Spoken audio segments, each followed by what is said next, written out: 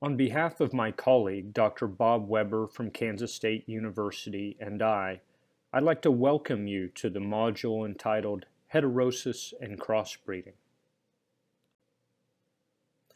I'm Matt Spangler, and I'll be the presenter for this module. I'm a professor of animal genetics and extension beef genetics specialist at the University of Nebraska in Lincoln. I hold a PhD in animal breeding and genetics from the University of Georgia, and I've had the opportunity to work with the genetic evaluation of over 20 different beef cattle breed organizations. As a general overview of this module, we'll discuss heterosis, including its definition and an example. And we'll also talk about the impact that heterosis has on various production traits. We'll also discuss breed complementarity and various breeding systems, including terminal systems, rotational systems, and finally, a comparison of those in terms of the amount of retained heterosis. So why crossbreed? There are two fundamental reasons why a commercial producer should wish to implement a crossbreeding program. The first is breed complementarity, or the combining of breed strengths to create a desired or targeted product. The other is to exploit heterosis, in other words, to take advantage of non-additive genetic effects.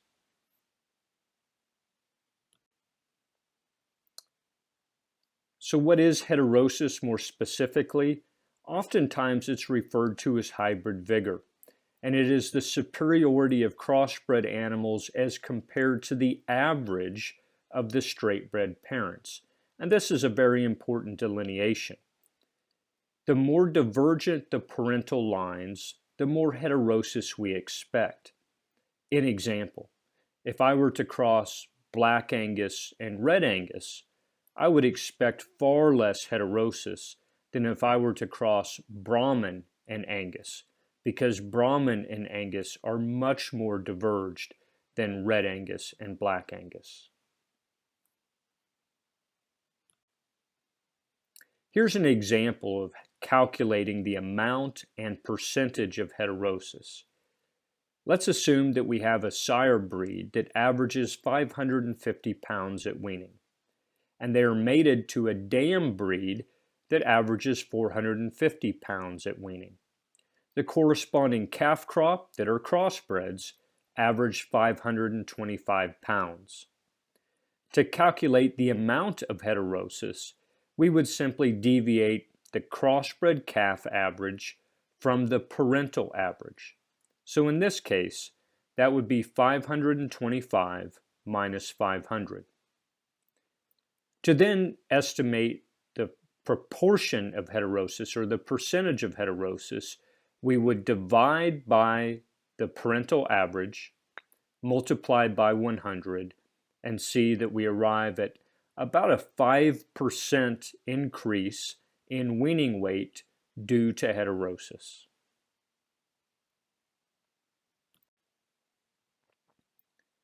Heterosis and heritability are inversely related.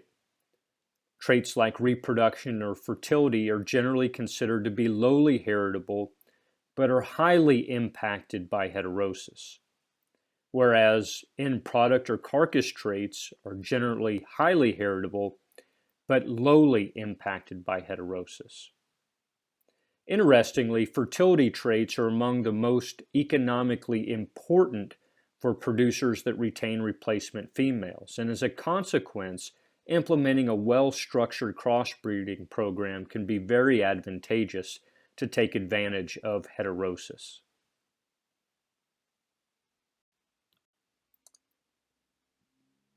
This slide depicts advantages of the crossbred calf, or what we would call direct heterosis. And this, I would note, is for Bos taurus by Bos taurus crosses. We have several traits on the left-hand column, including calving rate, survival to weaning, birth weight, weaning weight, average daily gain, and yearling weight. The observed improvement are in units of the trait, And then we see the percentage of heterosis.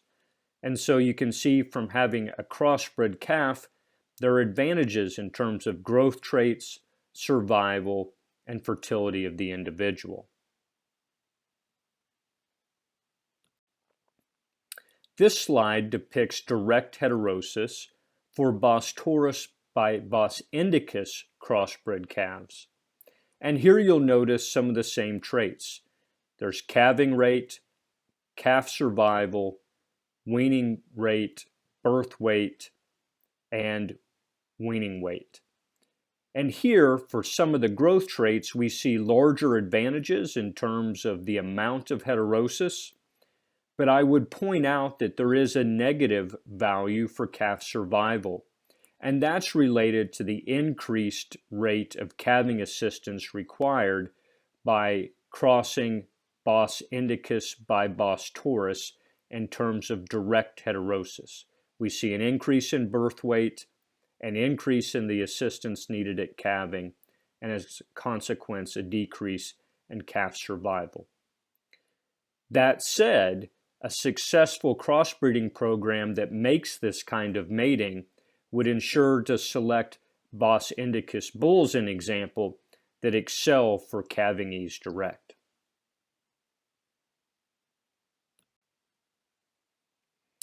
I want to take a step back and look at a formulation that's adapted from Gordon Dickerson in 1970 that looks at what impacts overall improvement of herd efficiency. And herd efficiency could simply be thought of as the weight of the cull dams multiplied by their value, plus the number of progeny multiplied by their weight and value, and subtracting off the amount of feed required for the dams and the amount of feed required for the offspring. If you think about economic efficiency at this very high level, then by simply increasing the number of progeny per dam, either through direct selection using EPDs or heterosis from crossbreeding, we can increase the efficiency of production. In other words, by helping ensure we have fewer cows that fail to calve, we can increase the efficiency of our beef cattle herds. This brings us to the importance of having a crossbred cow. Again, this slide depicts advantages in maternal heterosis for Bos taurus by Bos taurus crosses. And you can see an advantage in terms of longevity of 1.36 years. And given that increase in longevity, these crossbred females produced approximately one more calf over their lifetime, and thus had an advantage in cumulative weaning weight. That advantage in a percentage was a 25% increase in cumulative weaning weight over their lifetime due to heterosis. That's a substantial advantage. We'll also compare some of the same metrics for Bos taurus by Bos indicus crosses for maternal heterosis. And here you'll see the advantage in weaning weight per cow exposed is close to 92 pounds. So that's an increase of 92 pounds in weaning weight for every cow exposed, and that's an increase of approximately 32% due to heterosis. I would also point out that you'll see that calving rate percentage went up substantially. Calving assistance rate, so the amount of assistance required, is negative, which is desirable. That means less assistance was needed, and that's related to a reduction in birth weight. This may seem counterintuitive. Before, when we looked at direct heterosis estimates for Bos taurus by Bos indicus crosses, we saw an increase in birth weight, and as a consequence, an increase in calf assistance rate, which led to a decrease in calf survival. Here we see the opposite. That's because a Bos indicus influenced cow has the unique ability to suppress calf growth in utero. that actually leads to negative estimates of heterosis for birth weight, which corresponds to a decrease in assistance needed at calving.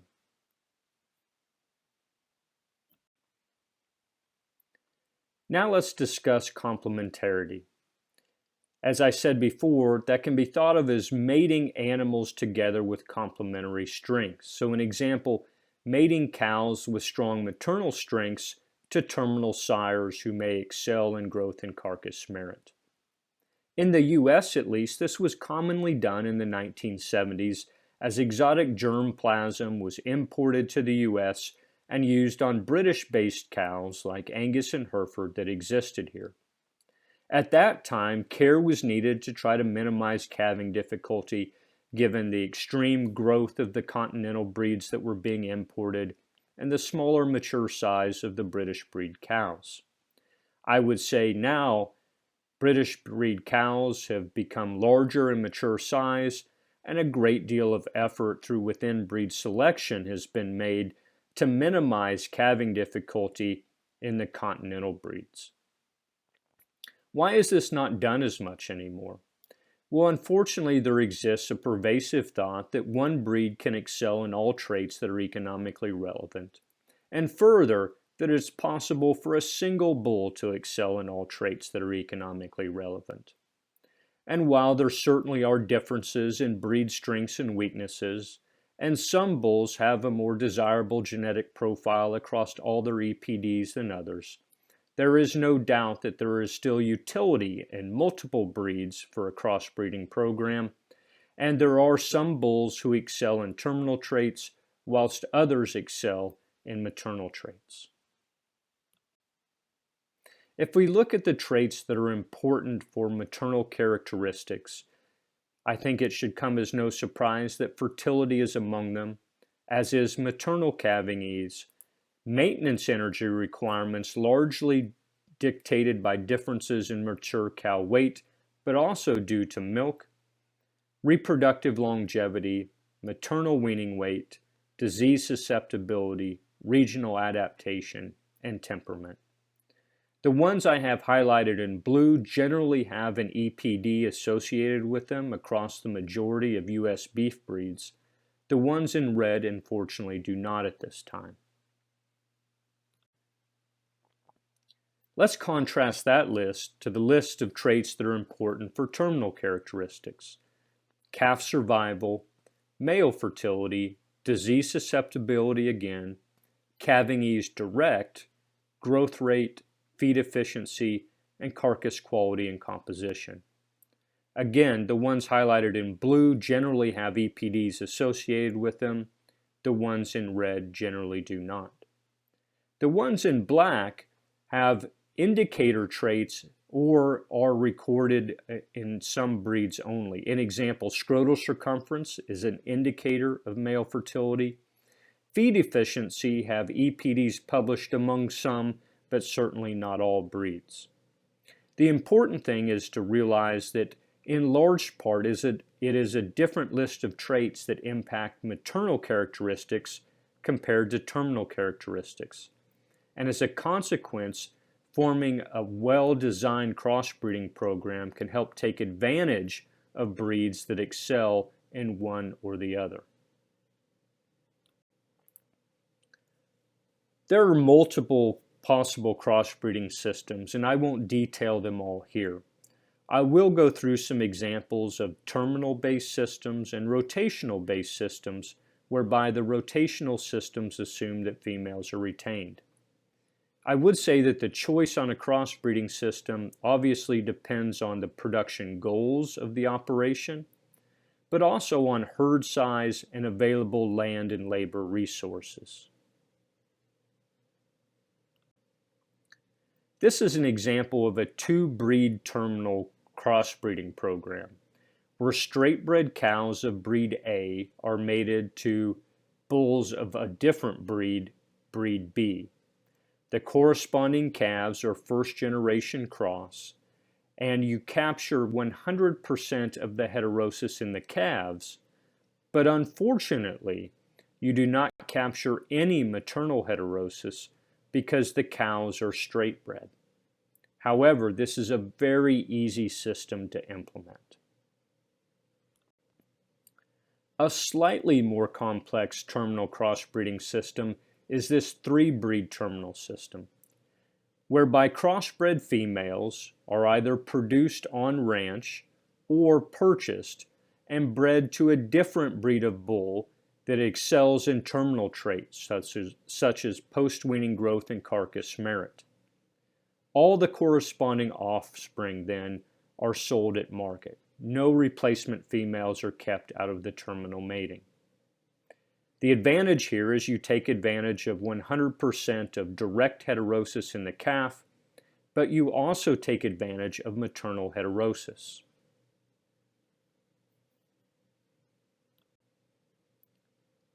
So let's now talk a little bit about actually producing. Assumptions in such a system are that a cow needs to produce a replacement to maintain herd size. And sex ratio, pregnancy rate, and culling rates will determine the culling age of the cow herd. In a time where the cow herd is growing in number, cow age at sale would likely be greater.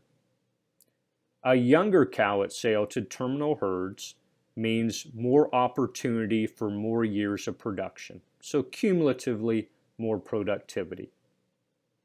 Arguably, roughly 3 calves per cow would be needed to be able to find a suitable replacement for the cow.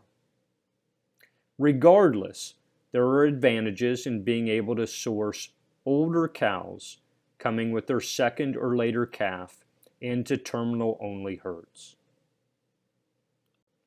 The advantages of such a system would be heavier calves and more product from smaller cows, which would benefit the terminal producer and could reduce industry-wide feed intake of the cow herd, and presumably less calving difficulty industry-wide, given only producers actually making the maternal replacements would calve heifers. Ultimately, a commonality in breeding objectives could increase calf uniformity industry-wide, and I would argue this could make it easier for individual commercial producers by focusing their objectives and only trying to do one thing and do it very, very well. Let's now talk about rotational-based systems. In a rotational system, and here I have highlighted a 2-breed rotation, in breeding group 1, females are bred to breed A bulls, in example Angus bulls.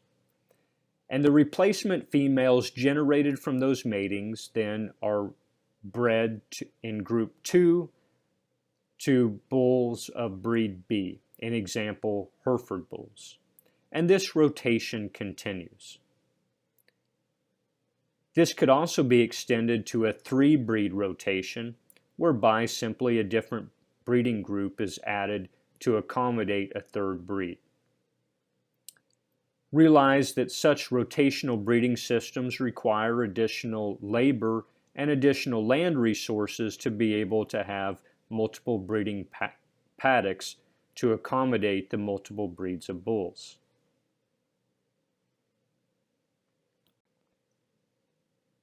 It's also important to understand that heterosis is retained in subsequent generations, but it is proportional to the probability of alleles from different breeds pairing together.